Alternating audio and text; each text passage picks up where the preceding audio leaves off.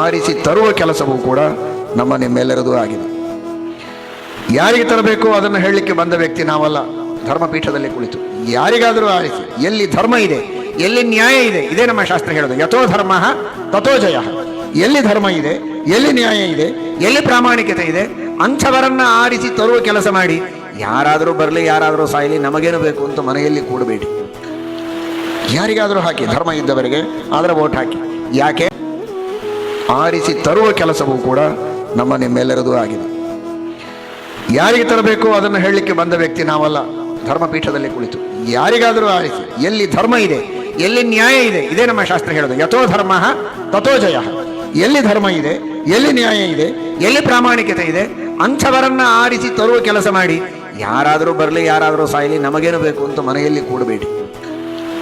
ಯಾರಿಗಾದರೂ ಹಾಕಿ, ಧರ್ಮ ಇದ್ದವರಿಗೆ ಆದ್ರೆ ವೋಟ್ ಹಾಕಿ. ಯಾಕೆ?